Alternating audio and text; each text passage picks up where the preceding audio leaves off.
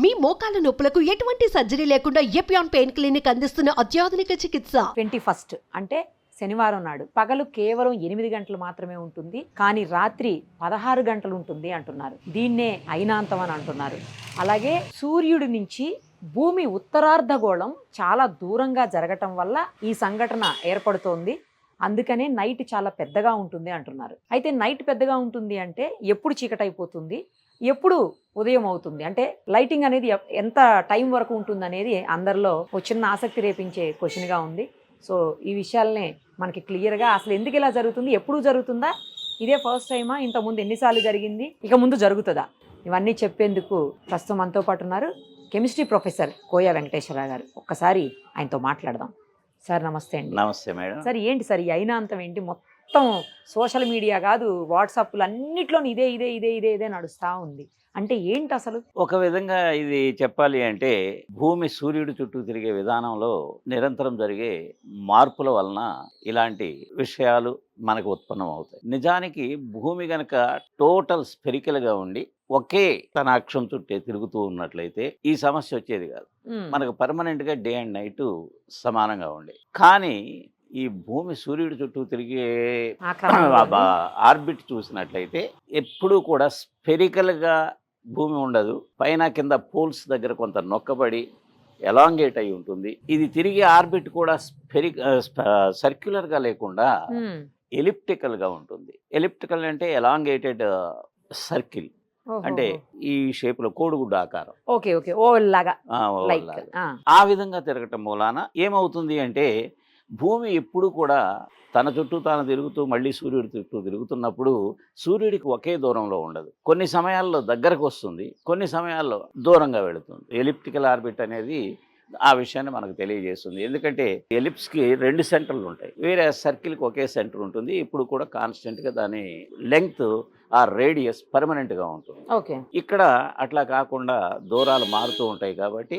ఎప్పుడైతే భూమి సూర్యుడికి ఆర్బిట్లో తిరుగుతున్నప్పుడు ఎలిప్టికల్ పొజిషన్కి దూరంగా వెళ్ళినప్పుడు డెఫినెట్గా సూర్యుడి యొక్క కాంతి కిరణాలు భూమి మీద పడే అవకాశం తక్కువైపోవటం మూలాన మనకి చీకటిలాగా అనిపిస్తుంది. అదే ఇప్పుడు కూడా మీరు దాన్ని ఈక్వేటర్ దగ్గర కనుక చూసినట్లయితే భూమధ్య రేఖ దగ్గర అక్కడ రేస్ ఎప్పుడు సమానంగా ఉంటాయి. కాబట్టి ఆ ప్రాంతాల్లో నివసించే వాళ్ళకి మాకు డే అండ్ నైట్ సమానంగా ఉంటాయి అనిపిస్తుంది. ఇప్పుడు నార్త్ పోల్ వైపు, సౌత్ పోల్ వైపు మీరు అన్నట్లు hemisphere towards north, hemisphere towards south తీసుకున్నట్లయితే వాళ్ళకి ఈ ప్రాబ్లమ్స్ వస్తాయి. ఇవి అసలు భూమి తిరుగుతూ తన యాక్సిస్ చుట్టూ తిరగకుండా ఒక 23.5 డిగ్రీలు టిల్ట్ అయ్యి, అంటే తన యాక్సిస్ స్ట్రైట్గా ఉంటే ఇది 23.5 డిగ్రీలు టిల్ట్ అయ్యి ఇంకో పక్కకి ఆ యాక్సిస్ చుట్టూ తిరుగుతుంది కొత్తది. ఓకే, దీనివల్ల ఏమవుతుంది, సూర్యుడి కిరణాలు దీని మీద పడే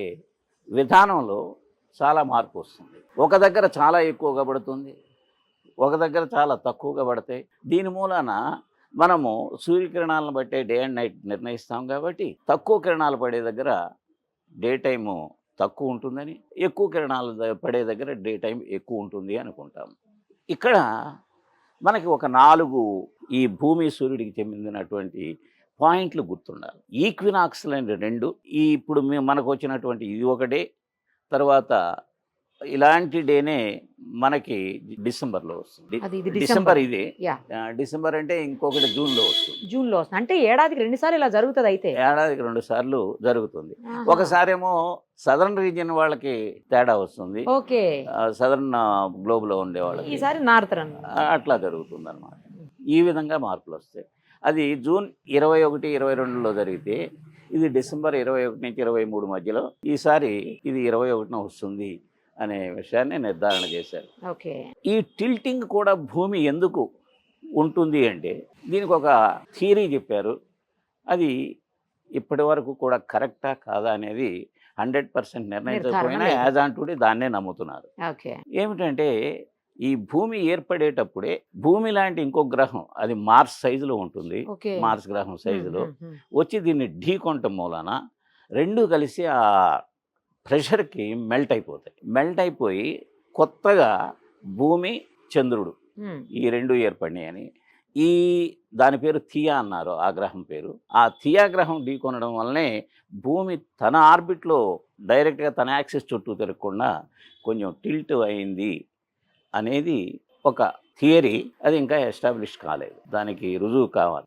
కాకపోతే ఇప్పుడు టిల్ట్ అయి ఉన్నది కాబట్టి ఉన్నంతలో ఎక్స్ప్లెనేషన్ సైంటిఫిక్గా దాన్ని తీసుకుంటున్నాం. సార్ ఇప్పుడు ఇది నార్థరన్ సైడ్ అంటున్నారు కాబట్టి మన ఇండియాతో పాటు ఇంకా ఎక్కడెక్కడ ఏ దేశాలు ఇలా జరిగే అవకాశం కనిపిస్తుంది? ఆటోమేటిక్గా ఈ లైన్లో మొత్తం అన్నీ ఇంకా డెఫినెట్గా ట్రాపిక్ ఆఫ్ క్యాప్రికార్న్ ఏరియా, దానిలో ఇప్పుడు ఎక్కువ చీకటి వచ్చే తక్కువ పగలు ఎక్కువ రాత్రి వచ్చే అవకాశం ఉంటుంది. ఎక్కువ రాత్రి తక్కువ పగలు అంటున్నాం కదా, అంటే 7 గంటల వరకు చీకటిగానే ఉంటుందా?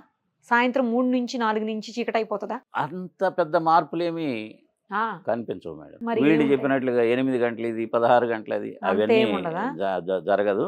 కాకపోతే మనకి ఎప్పుడు కూడా కొంచెం దానికి దీనికి మ్యాక్సిమం 3 hours తేడా మ్యాక్సిమం వస్తుంది ఎప్పుడు చూసిన సీజన్లో.